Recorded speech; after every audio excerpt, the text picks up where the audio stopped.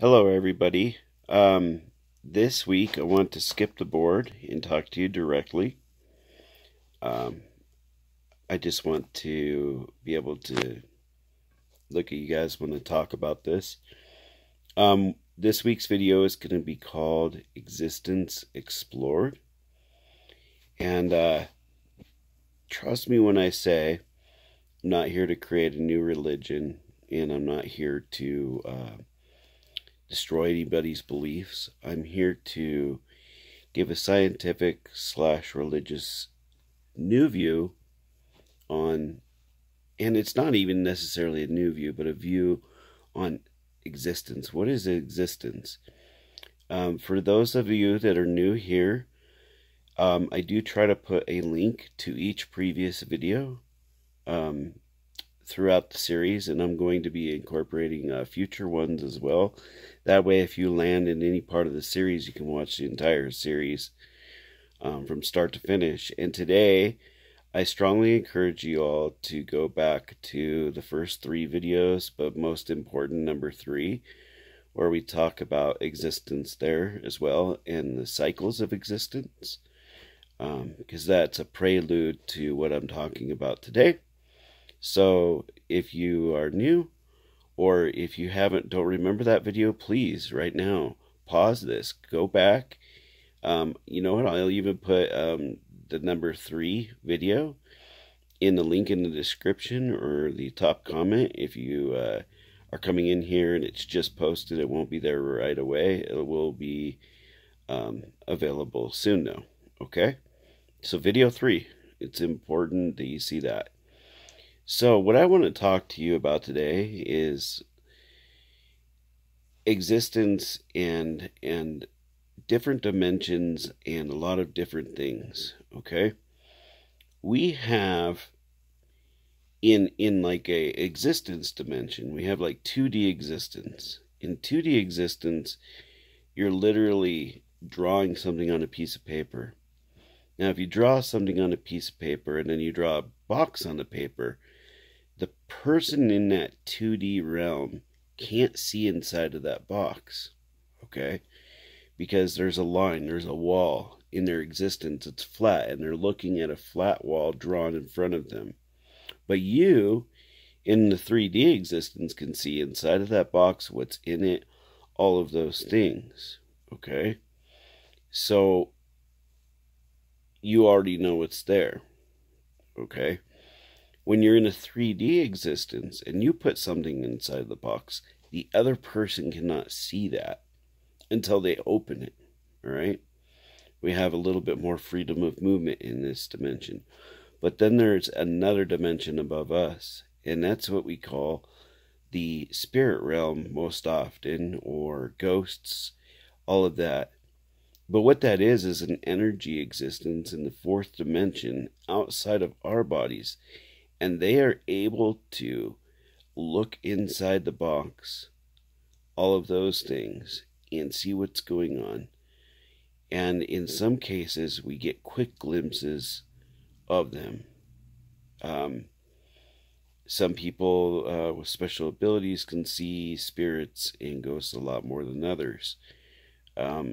So, you know, a lot of people have had experience with that.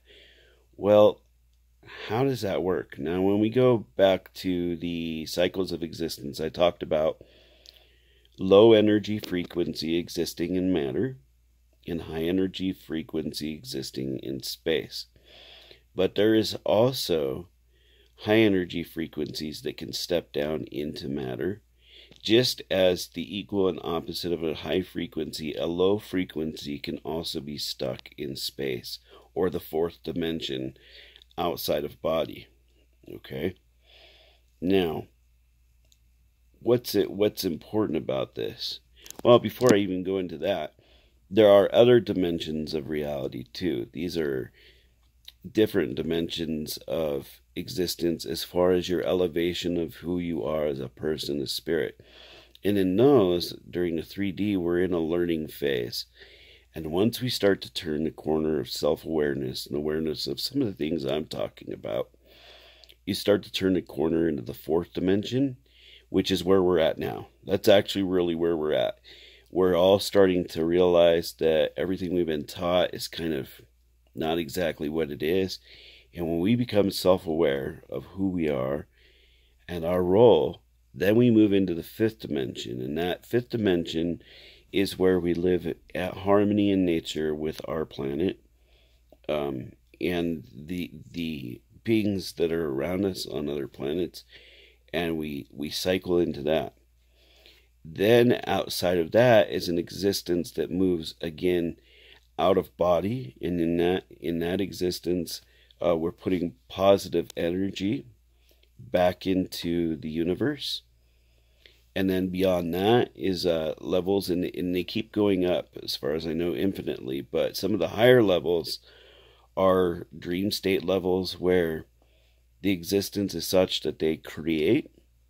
And then there's also the existence where you're at such a high frequency that you have a lot to do with. And I would call that almost like the godlike state, where you have elevated your spirit energy up to a level to where you can help with Creator. And when I say Creator, we are all part of Creator, and we're all part of the darkness too, at least in our 3D existence. As we move up that scale, we move into less and less of the darker energies, and there are rewards in that system the higher you go up in frequency. But you can also be stuck both in dark energy outside of matter, but also dark energy in matter. You can also end up in an energy existence in matter that is literally like solid rock, and have almost an infinite amount of time in a slower dimension. And what do I mean by that? Well, in 2D existence, we see a person looking like they're walking to a box, and in our reality, they never get to the box. Okay? All right? It just sits there. At our level, we have a certain time frequency. Okay? It's pretty slow and sluggish and slowed down. For beings in the fourth dimension, time moves a lot more rapidly than it does on Earth. Okay? Seconds here are days and weeks there. Days here are a couple of years. A week here, we're talking a scale of 10 to 15 years. A lifetime is an eternity almost out there. It's a long time. But time moves at a rate to where it feels natural and normal. And how do we base that? We base that off of people that have died, which I'll get into a little bit later, and explain that to you as well, and their stories where they've been brought back, and the amount of time they've spent in this fourth dimensional realm. Okay? Now, there's another set of dimensions. If there isn't enough dimensions, it can get really bad and confusing. The next set of dimensions is, let's say I decide to stick up my thumb. Well, maybe I wanted to stick out my finger and not my thumb, but I decided to thumbs up, right? Maybe in a different dimension of reality, in the same space and existence that I'm in right now, stuck out my finger. Okay? Now, how did that happen? Well, there's an infinite amount of possibilities, and thus there is an infinite amount of outcomes and an infinite amount of dimensional realities based on the direction that we take. Okay? And what hiccups that and takes it from a one plane, one story, is time travel back to the past, changing something, even if it's minor, that now has the original existing reality and the secondary existing reality. And in some cases, if you're not careful, you create what are called paradoxes. And paradoxes are broken timelines, a glitch in the system. And with that, we begin to understand that the third dimension, or in physical existence, is more like, shall I say, a construct than it is a physical place to go, that sort of thing. It is all envisioned and all constructed externally, and we just dwell within it. Okay? So, with that said, let's go back. So, with existence and the 3D and into 4D, like I said, we're in that right now, okay? But also with the existence outside of energy, that's what a lot of people, especially in the paranormal, are curious about. And all I can do with this is present to you what I've found either through research and or other personal experiences. Now, I had an experience once. I had a good friend, and I can't say names, but we had been estranged for a while. There was an incident that occurred in our personal lives where I broke ways with this person. Thought about them time to time. We were pretty close friends growing up. One day, I had an overwhelming, unexplained urge. Seek this person. Seek them. And it was with a sense of urgency. I need to get to this person right away. So I contacted a family member of his who promised to pass on a number because he wasn't in a good state of being and didn't have a telephone at the time. I called back a week later, not even a week later, a few days later, with a sense of urgency again, saying, you don't understand, this seems very important. And the family member explained that he had stopped by, he had dropped off a letter, and that they had forgotten to give him my number. A few days later, and in my mind I was thinking this letter might not be good because of the way I was feeling, but I didn't say anything to that family member. A few days later, I had a friend contact me, and they said, "Did you hear about so-and-so?" And I said, "Oh, please don't tell me." And they were like, "Yeah, he's gone, man. He killed himself." And that tore me up. It really tore me up. I made a bunch of poor decisions in my life, and did some things. And anyways, a couple years go by. I went through a really hard time, a bout of depression, alcohol, even drugs. I'm very clean now, have been for years. But I went through that. And during one of these binge type episodes, I had a really strong feeling again. This time it was, you will see this person. And I was like, okay. And as the night progressed, I felt that stronger and stronger. I was at a concert. Visual light spectrum went around me. The next thing I knew, I was in space. I was flying through space. It felt totally different than Earth. It was out of this world, unbelievable. I could see for miles and miles. Now in true form here, I can't see all that good. I have bad eyes, okay? But there I could almost just like instantly zoom in on any point or factor I wanted to see as I was going through space, which was very cold, through what I can only describe as a spiritual wormhole. And I was seeing brilliant colors, and then I started feeling this warmth on my shoulder, and I looked, and far off in the distance was this brilliant, beautiful center star. It's either our galaxy or the universe. That part, I believe it had to be a center of the universe, because I was literally flying by galaxies. At first it had been planetary systems, then galaxies and Oort clouds and spaces in between, and coming up on others, and I was just more focused with that. But as I was going, I felt more and more heat, more and more peace, beyond it, just like in the Bible it mentions peace once, and it says peace that surpasseth all understanding. And that's what I was feeling. Elevated peace beyond anything on earth. The closest I can get to touch to it is the day that my children were born, each of them, in that moment of euphoria and that giddy feeling of, wow, this is my kid. That's what I felt. And so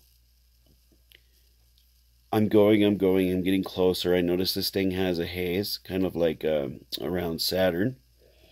And that haze has trillions of stars around it. And I'm still, though, I'm focusing on all this cool stuff out in space, but I keep looking. As I got closer and I drew nigh, the stars turned into like a tribal people. All right. And I was floating over them. And as I got closer, it turned from individuals walking in to elderly ladies that were already starting to take a seat, dropping down to the elderly tribal men who parted ways without even looking back as I floated down.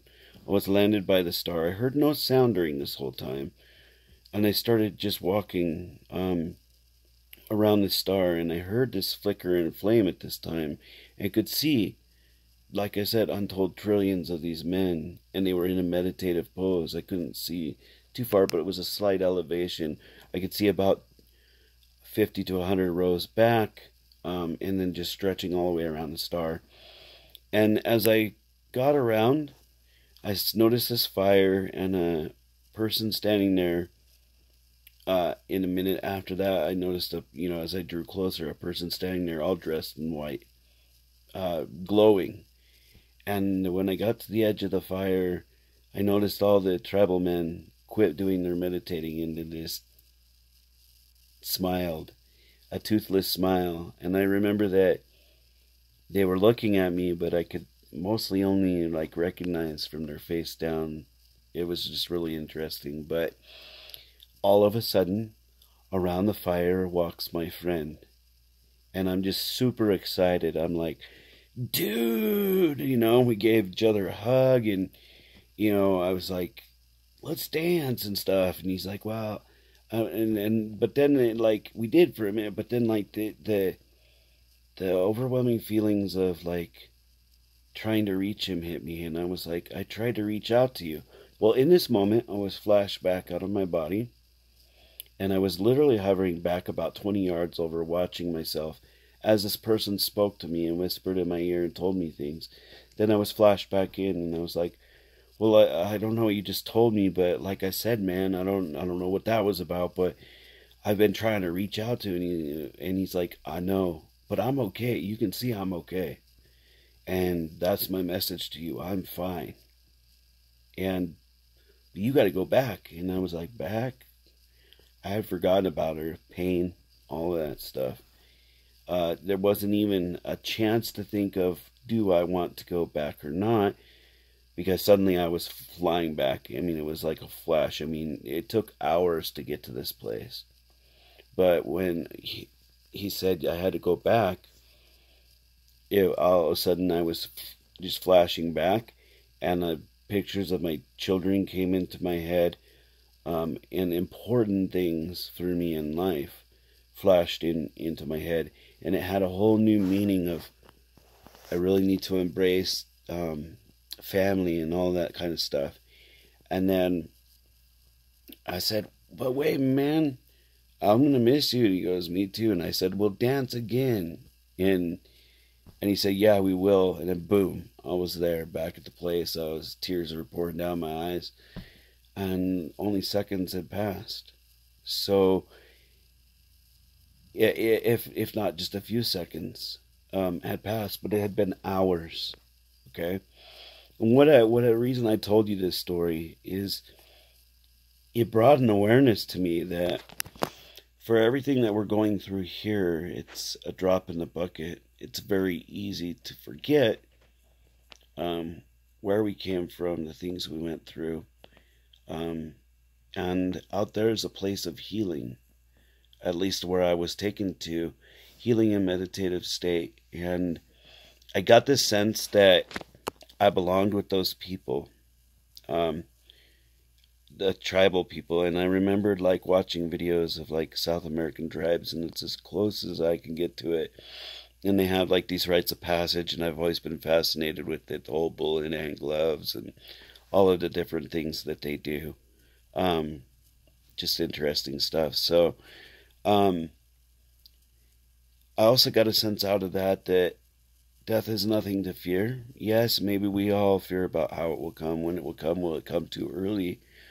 But in itself, once we're out of here, there's nothing to fear at all, except for one thing, and that is, if you don't believe in life after this place and you do dark things, you could be really putting yourself on a path to end up dark places. And when I say dark, I mean cut off from those lights, cut off from everything.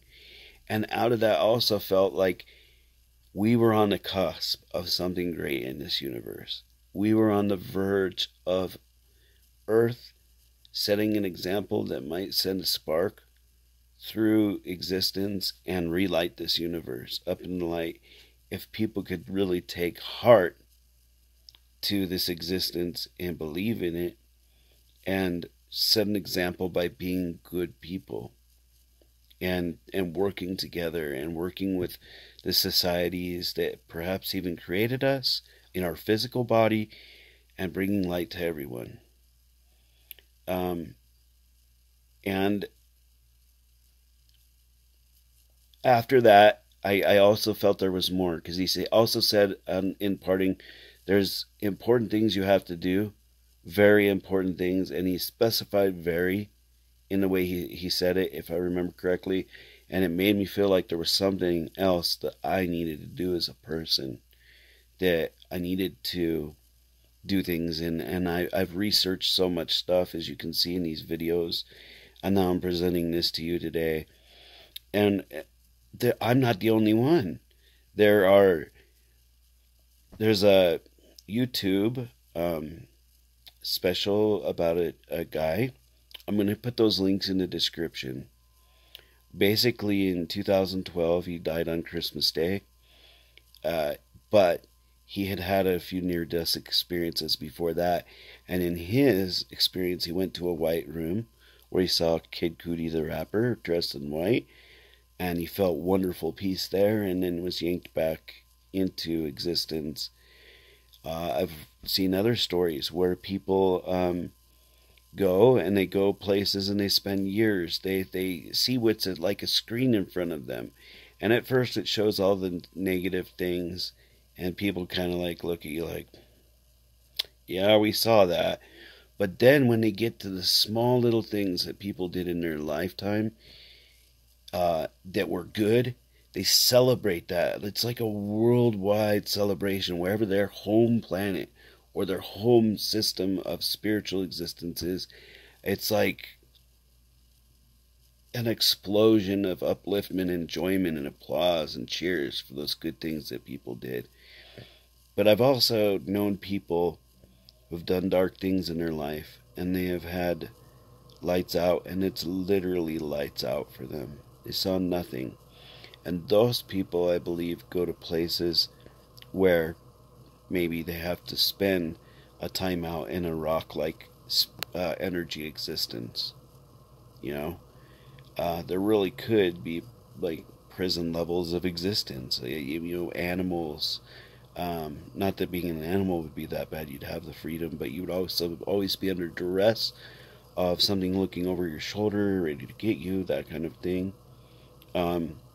So, yeah, I mean, that or even a rock is a form of existence. Yeah, it's not necessarily moving or whatever like what we're used to, but it's a very slow state of existence, being stuck in one spot like a 2D form in the 3D world and not being able to do anything but just sit there.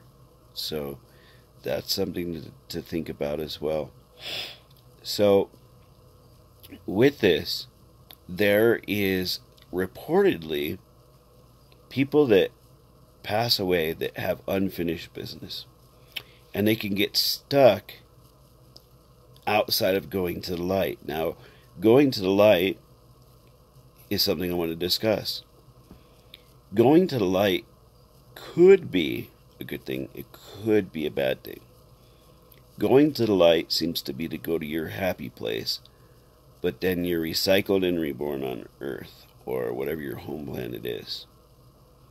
Then there's people that, definitely don't go towards the light. that sit there, they haunt people, they try to get their message across, they try to do whatever they can, they're stuck in that. But then there's an in-between where you can go whatever you want and you're free to do whatever you want. And if you go towards the light, according to this understanding, you will eventually be recycled back into a place. And I base this off a book I read. It's about past life regression. But this place with like an operating board that programs your next life and what you need to learn. And you keep coming back. And other people's beliefs, you choose. You can go to the light, you're fine, you're good. And they ask you, do you want to go back? Now, here's the thing about that, okay? When we talked in video 3, which again, if you haven't gone back to that, we are infinite. We're infinite energy, okay? And if you lived infinitely, doing the same thing day in and day out, day in and day out, day in and day out, it would get awfully repetitive. Now, maybe some, and it's not even day in, day out, it's just an eternity out in space or on his planet or whatever in a spiritual form that can't be harmed.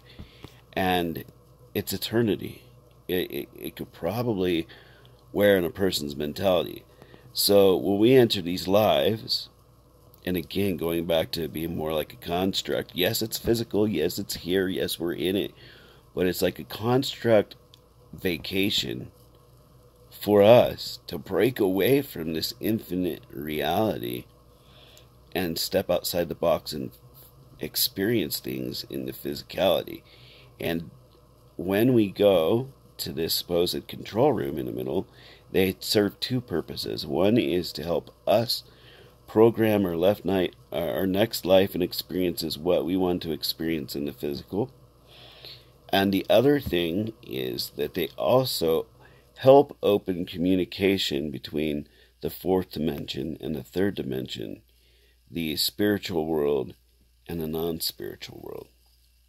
And so that is their purpose, and they help spirits communicate back and forth. And that's why when people laugh about paranormal investigation, I have seen some amazing things. I've heard family voices in them.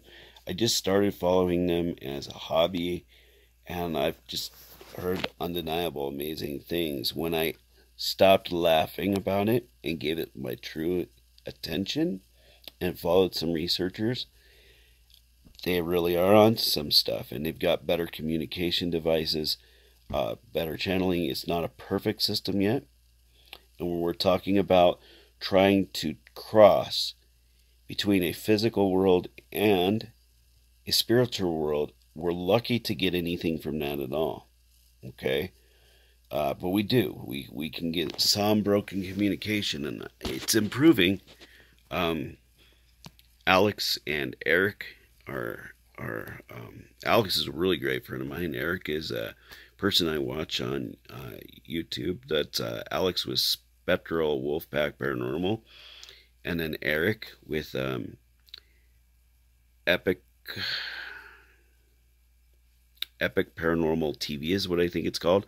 Also, there's another family that does some of this.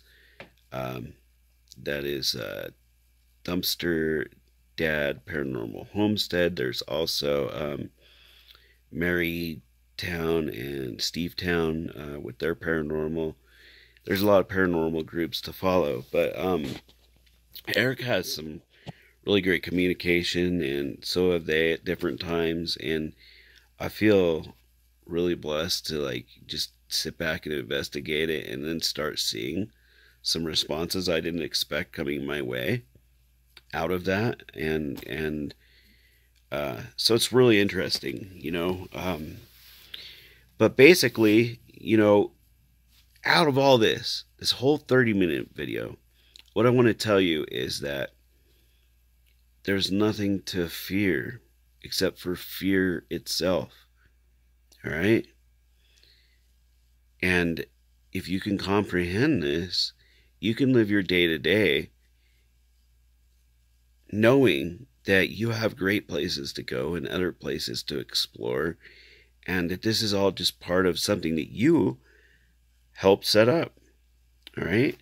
Unless you're some kind of energy that's been in a dark hole for eternity and you came back to be tried into those upper level existences again.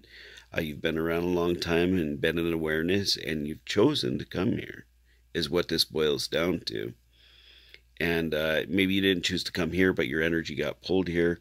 That's another whole ball of wax going on with some people are trying to get to some of the planets around us, but this place keeps drawing them in and trapping them like a prison planet. Okay? That's the whole spiritual warfare thing.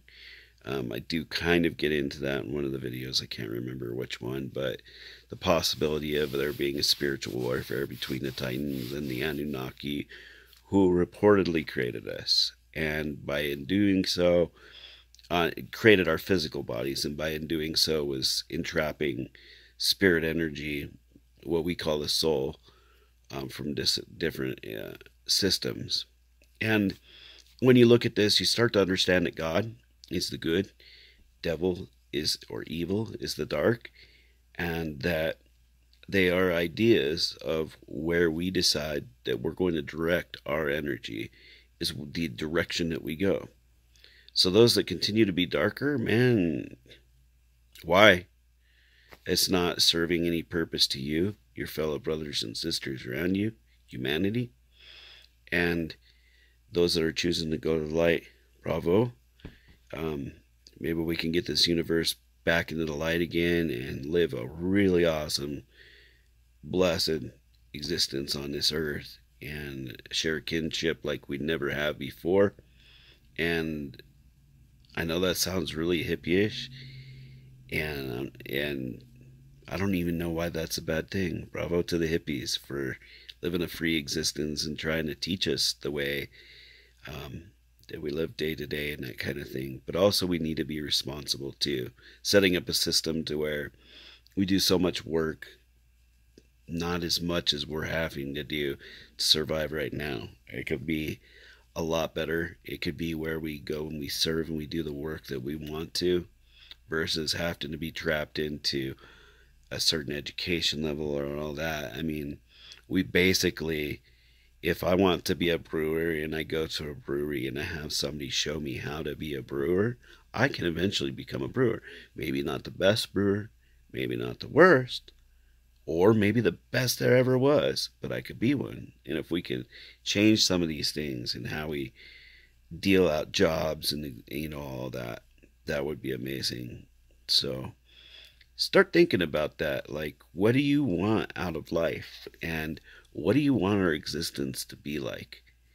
Do you want it to be the dark existence it is now? What can you do in your daily life to embrace, you know, infiniteness and using that in a positive light, not a negative light? It's not like a, oh, I'm infinite, I can do whatever I want. Sure, but you're going to end up in a really dark place if you do bad things. You really got to turn that around and think of it as, what can I do to going to bring some positive existence to those around me and for my future? Again, you know, getting back to it, I really hope you guys enjoyed this video, enjoyed me getting one-on-one with you, talking about, you know, what I'm passionate about. Yes, I'm passionate about Hollow Earth. I think that that opens up doorways and lets people know that we're not alone on this planet, let alone within this existence. Yes, I'm passionate about the Titans whose bodies litter the earth and give us the resources that we need to carry on the existence that we have. But that's a limited resource, and so we're going to have to look at how do we approach the future and make those resources stretch for everyone. And then also about the Anunnaki who need our help, apparently in creating gold, either for protection of a planet and or for, some people think it's for longevity in life. But working with people, you know, I see no reason not to continue that, as long as we can find a a reasonable way to not only mine, but also keep everything as habitable and as clean going forward in the future as we can on Earth. So, have a wonderful day. Please share this, like this, hit the subscribe button if you're not subscribed, and hit the bell notification icon so you know when another video is coming. And that's it, guys. Peace.